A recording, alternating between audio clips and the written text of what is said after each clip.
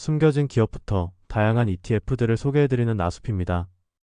오늘은 최근 하락장에서도 강한 배당 ETF 3가지에 대해서 알아보려고 합니다.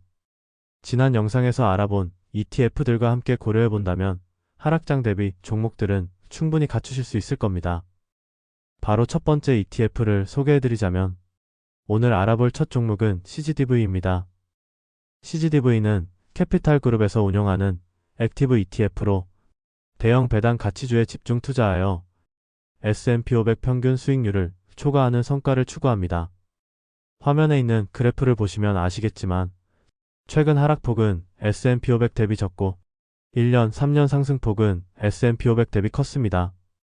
그만큼 굉장히 잘 운용되고 있는 상품이고 상장일은 2022년 2월 20일로 상장한 지 이제 막 3년이 되었습니다. 총 수수료는 0.33%로 액티브 ETF치고 그렇게 비싼 편은 아니며 운영 규모는 하나 약 20조 원, 연간 배당률은 1.5% 정도입니다. 다음으로 구성 종목을 살펴보면 올해 빅테크 기업 중 성과가 가장 좋은 메타를 비중 1위 종목으로 포함하고 있으며 마이크로소프트도 3위에 포함되어 있습니다. 이외에는 방산 기업인 RTX와 담배를 주로 판매하는 필립 모리스, 보험회사인 아메리칸 인터내셔널 그룹 등으로 이루어져 있습니다. 섹터별 비중을 보면 알 수 있듯이 IT 섹터의 비중이 상대적으로 적고 산업재, 헬스케어 섹터의 비중을 높게 가져가 최근에도 안정적인 성과를 내고 있는 것으로 판단됩니다. 그리고 그 중에서도 성과가 좋은 종목들을 잘 발굴하여 장기 수익률도 나쁘지 않은 것 같습니다. CGDV의 배당 관련 내용을 보면 배당금은 분기 배당 방식으로 지급해주고 있으며 연간 배당률은 1.5% 수준으로 S&P 500 정도입니다. 따라서 배당 매력이 아주 크다고 말하기 힘들지만 앞에서 알아본 것처럼 전체적인 성과가 굉장히 훌륭한 ETF입니다.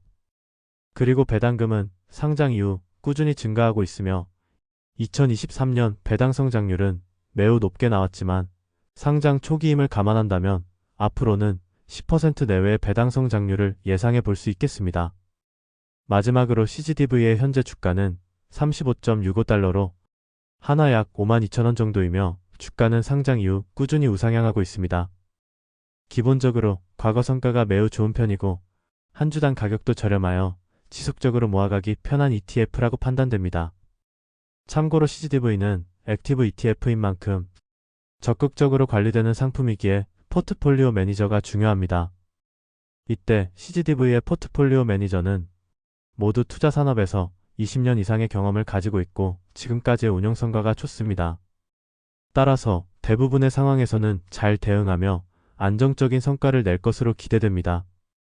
오늘 두 번째로 알아볼 종목은 VSDA입니다. VSDA는 빅토리 캐피탈에서 출시한 패시브 배당 ETF로 중대형 배당 성장주에 투자하는 월배당 종목입니다. 수익률 그래프를 보면 최근 하락 방어력이 굉장히 좋은 편입니다. 물론 장기 성과는 S&P 500 대비 저조하였기 때문에 큰 비중으로 투자하기에는 적합하지 않을 수 있습니다. 상장일은 2017년 4월 18일로 상장한 지 꽤나 오랜 기간이 지난 ETF이고 총 수수료는 0.35%입니다. 운영 규모는 하나 약 3,600억 원, 연간 배당률은 2.4% 정도입니다.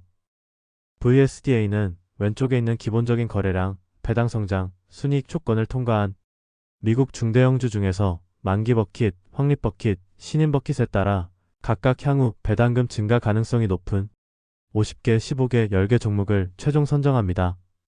각각의 버킷은 배당 성장 기간에 따라 나뉘며 향후 배당금 증가 가능성은 배당률, ROE, ROIC, 이익 대비 부채 비율 등 총 14개 요소들을 바탕으로 평가한다고 합니다.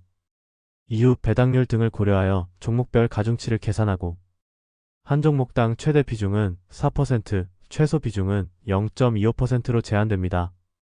마지막으로 구성 종목은 매년 4월 초에 재구성되고 분기별 비중 조정을 거칩니다. 지금까지 설명드린 방식을 통해 구성된 종목을 보면 담배 회사인 알트리아가 비중 1위에 위치해 있고 자산관리 회사인 프랭클린 리소시즈, 의료장비 회사인 메드트로닉, 가정용품 회사인 킴벌리 클라크 등이 포함되어 있습니다. 섹터별 비중을 보면 필수 소비재에 가장 큰 비중이 투자되고 있으며 그 다음은 금융, 산업재, 헬스케어 섹터로 이루어져 있습니다. VSDA의 경우 IT 섹터 비중이 1%대로 굉장히 낮고 필수 소비재 섹터 비중이 가장 높은 만큼 자산 분산 차원에서 활용하기 좋은 ETF라고 생각합니다. 다음으로 VSDA의 배당 관련 내용을 보면 배당금은 월배당 방식으로 지급해주고 있으며 연간 배당률은 2.4% 수준입니다.